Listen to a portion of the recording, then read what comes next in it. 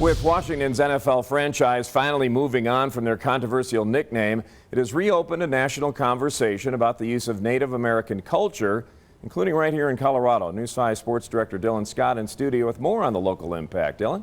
Good evening, Rob. More than a dozen schools in Colorado feature Native American nicknames. One of the most debated, the Lamar Savages. So we headed east to see where this community currently stands on defining pride.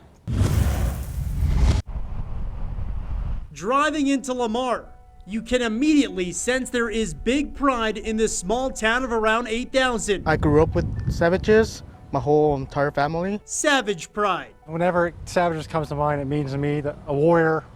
We don't stop on the football field. We've just been pushing through it, fighting all the way till the end. 4 years ago, the state commissioned an American Indian representation study and recommended Lamar eliminate its mascot and any derogatory names or images. But most people in the southeastern Colorado town say their famed nickname is anything but offensive. Made me proud, happy with the Savages.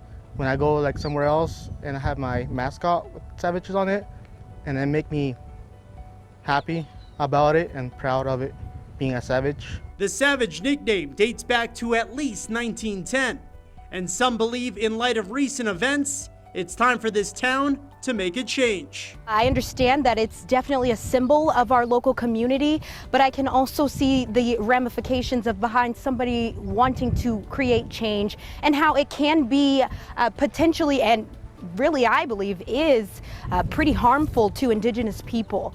A group called Lamar Proud brought a petition of more than 1,000 signatures, some from the Native American community, to a Lamar school board meeting last month, with the intentions to change the name. Those terms are too loaded to really be able to justify. But on a loaded docket, which included safety for the new school year during a pandemic and the search for a new superintendent, the petition was not a priority for board members, and the discussion was tabled. I'd say 50% of community residents are really for that maintaining of the Savage Pride symbol, and the other half are ready for change. As the national discussion continues on affecting change in U.S. sports from the pros to the preps, some wonder if the prideful town of Lamar will reflect deeper on their small part of the bigger conversation. If you really want to somehow engage with the history and continued presence of Native peoples in the region and have that be